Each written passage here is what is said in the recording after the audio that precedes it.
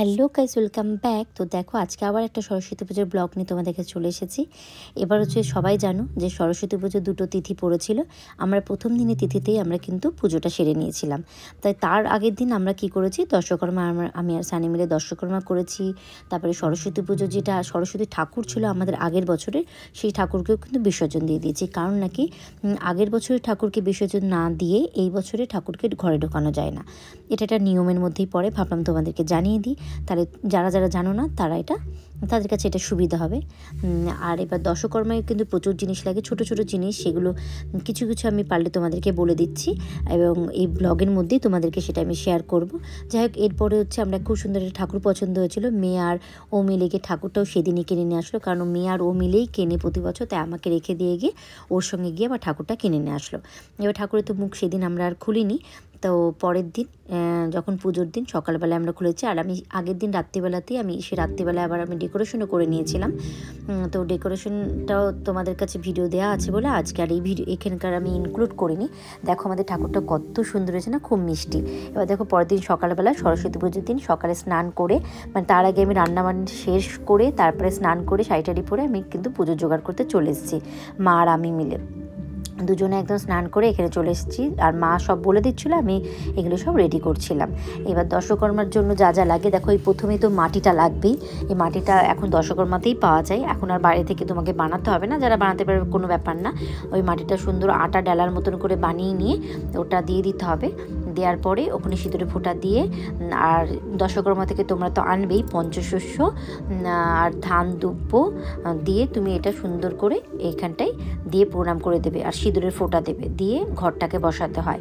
আর যেটা হচ্ছে বললাম যে দশকর্মা থেকে কী কী আনবে, সুপুরি, হর্তুকি, পঞ্চশস্য, ধান, গোটা ধান, তারপরে আর যেটা লাগবে হচ্ছে ওই দোয়াত, যেটা হয় মাটির দুটো দোয়াত, তার সঙ্গে এই কাঠিগুলো, শীষ কাঠি, ওই দুটো দুটো করে আনবে, মানে ছোটো করে যদি পুজো করো দুটো দুটো করে আনবে।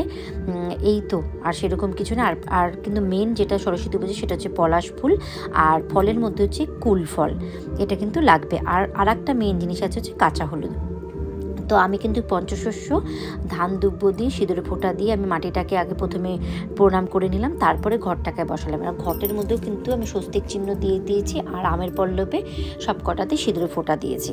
এইবার তার মধ্যে ঘটে দিতে হবে হচ্ছে ওই যেটা সুপুরি আর হরিতকে কিনেছিলাম সেটা গোটা গোটা, সেটা দিয়ে দিতে হবে। পলাশ ফুল দিয়ে দিতে হবে। আর এবার হচ্ছে তুমি ঘটের মধ্যে তুমি কলাও দিতে পারো, ডাবও দিতে পারো। আমাদের পেতলের ডাব ছিল, সেখানেও 3টে সিঁদুরে ফোঁটা দিয়ে ডাবটাকে বসিয়ে দিয়েছি। আর যেই গামছা কিনেছিলাম, ছোটো একটা গামছা কিনতে হবে, আর গোলাপ জলও কিনতে হবে, ঘি কিনতে হবে। তাই ওই গামছাটা যেটা ছোটো করে এখানে কিন্তু দিয়ে দিতে হবে এই ঘটের উপরে। আমি এখন দিইনি, ভুলে গেছিলাম, আমি পরে দিয়েছি, তাই জন্য ভাবলাম তোমাদেরকে আমি জানিয়ে দিই। আমি কিছু কিছু নিয়ম আমিও জানছি, তাই তোমাদেরকেও আমি ভাবছি শেয়ার করি। যারা যারা জানো না তাদের এটা সুবিধা হবে জানতে। এবার ঠাকুর বসানোর নিয়ম আছে, ঠাকুরকে আমি জাস্ট এখানে কিন্তু সাজানোর জন্য বসে, এইবার হচ্ছে অরিজিনাল বসাবো।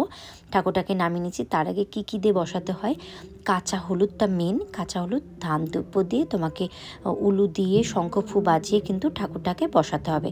ঘট বসানোর সময় কিন্তু উলু দিতে হবে, শঙ্খ ফু বাজিয়ে তারপরে ঘট বসাতে হবে।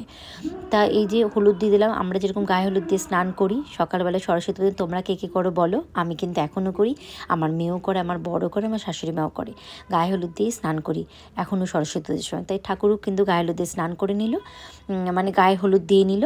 এইবার হচ্ছে স্নানের পালা। স্নানের জন্য যেটা এই অগরু কিনেছিলাম, গোলাপ জল কিনেছিলাম, আর তার সঙ্গে গঙ্গা জল মিশিয়ে ছোট্ট একটা গামছা, ঠাকুরের গামছা দিয়ে কিন্তু ঠাকুরকে স্নান করিয়ে দিতে হবে।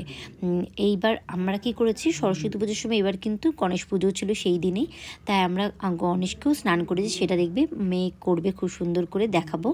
মেয়ে কিন্তু পুরো ভিডিওতে মেয়ে গণেশকে স্নান করাচ্ছে, মেয়ে কিন্তু গণেশের ভক্ত। তাই দেখো, আমি সরস্বতী ঠাকুর যেহেতু মাটির, খুব আলতো করে আমি গামছাটাকে ভিজিয়ে নিয়ে আমি স্নান করাচ্ছি। এই স্নান হয়ে গেল, তারপরে তোমরা ঠাকুরকে খুব ভালোভাবে সাজিয়ে দেবে ফুল দিয়ে, চাঁদমালা দিয়ে। হ্যাঁ, চাঁদমালা কিনবে তোমরা দশকর্মা থেকে। আমার যা যা মনে পড়ছে আমি তোমাদেরকে জানিয়ে দিচ্ছি। চাঁদমালাটাও কিনবে। আর ওই যে বললাম, দোয়াতগুলো কিন্তু সরস্বতী ঠাকুরের পাশে দুপাশে দিয়ে দিতে হবে, ঠাকুরের সঙ্গে লাগিয়ে। তার মধ্যে দুধ দিয়ে দিতে হবে। এবার দেখো মেয়ের স্নান করার, গনুকে এখন স্নান করাচ্ছে সোনাই। আমাদের সরস্বতী পুজোর আগে গণকে পুজো দেবে, তারপরে সরস্বতী পুজো দেবে, তাই না শোনা? হ্যাঁ, ইটস ট্র্যাডিশন। এই যে দেখি তোর গণটাকে দেখি, এই যে গণর আবার ড্রেস কিনেছে, মানে ড্রেসটা দেখা, গণর ড্রেসটা আবার কার উপরে বসবে? ওইটার উপরে না, আসন আছে, আসন আছে। এ দেখো গণকেও স্নান করানো হলে এবার গণকে বসিয়ে দেবে ঠাকুরের পাশে, তারপরে গণকে আগে পুজো করবো, তারপরে আমরা পুজোটা সরস্বতী পুজো স্টার্ট করব। দাও দাও, আবার দাও, আরেকবার দাও। এই যে চন্দন দিলাম, এইটা এটা আর দুব্ব দিয়ে না হাতে নিয়ে বলো ওম সরস্বতী। সবকিছুরই ব্যাপার আছে। তুই আসনে বসবা, আসনটা শুদ্ধি করবা, একটা এইটা খালি বই বাই করে পাশে বসবা, কিচ্ছু লাগবে না। তাই তো তখন জল শুদ্ধি করবি, ওটা হাতা সব শুদ্ধি করে নিতে।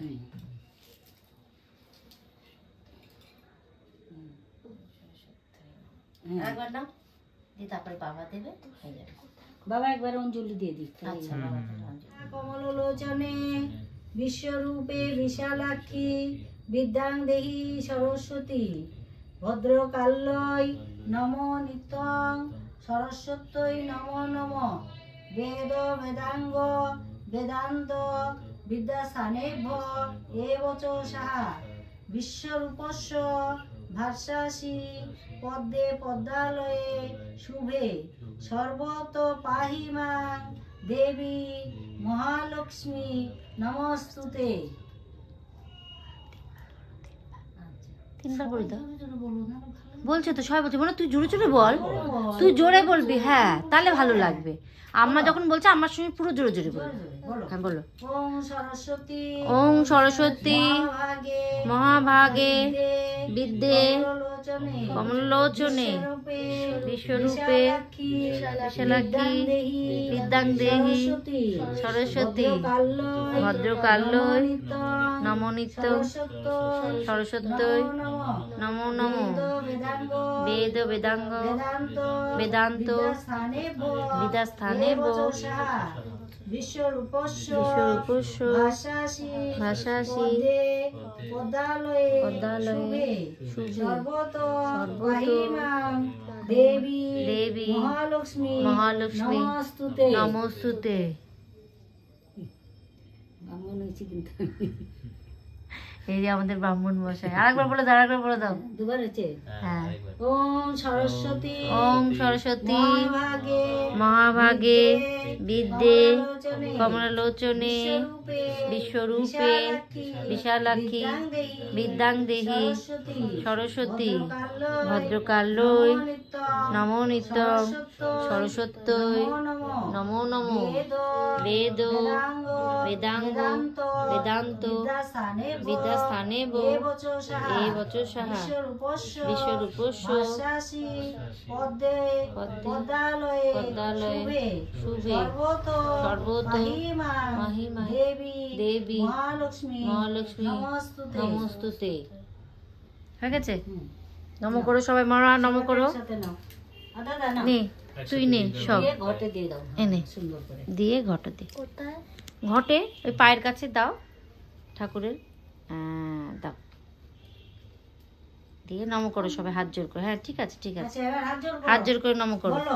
জয় জয় দেবী জয় জয় দেবী চরাচর সারে মাঝে কুচ যুগ শোভিত মুক্তাহারে বীণা রঞ্জিত পুস্তক হস্তে ভগবতী ভারতী দেবী নমস্তুতে। পিতা সর্ব পিতা ধর্ম পিতা পরম তপ পিতরি সর্বদেবতা। হয়ে গেছে?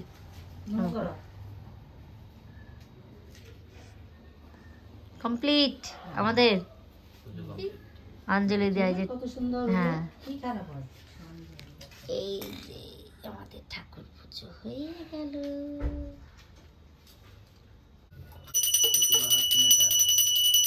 এই তো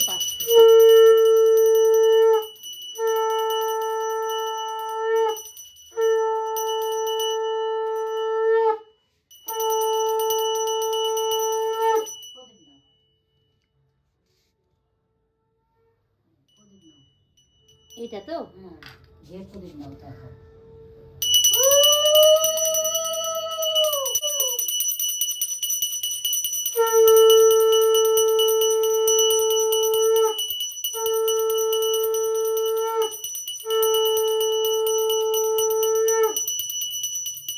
কর্পূর না?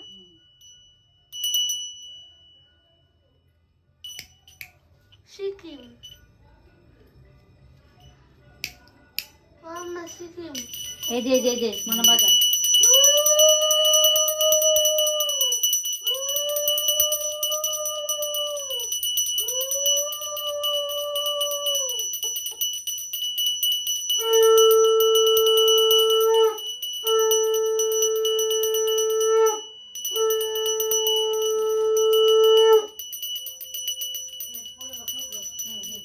মনে করবে, হ্যাঁ এইবার করে দেবে।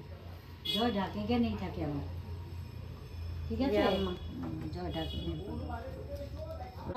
যাতে অ্যাক্টেসটা ঠিক করে হতে পারে, আর ভালো করে বিদ্যাটা দিলেই তো হতে পারবে না। এই দেখো আমাদের কিন্তু পুজো কমপ্লিট হয়ে গেল, আরতি করাও হয়ে গেল, তারপরে আমি পাঁচালিও পরে নিয়েছি, সেটা আর দেখানো হয়নি। তো কেমন লাগলো আমার সরস্বতী পুজো, ছোট্ট করে পুজোটা করেছি আমরা সবাই মিলে। তো তোমার যদি ভালো লেগে তাহলে যদি কোনো উপকার লাগে তাহলে জানিও, আর রান্নাটাও দেখিয়ে দিচ্ছি, দেখে নাও। হচ্ছে জিরা রাইস, আজ সকালে আগে রান্না করে নিয়েছি, তারপরে পুজোর জিরা রাইস, তার সঙ্গে একটু মটরশুঁটিও দিয়ে দিয়েছি, আর এই আলুর দম।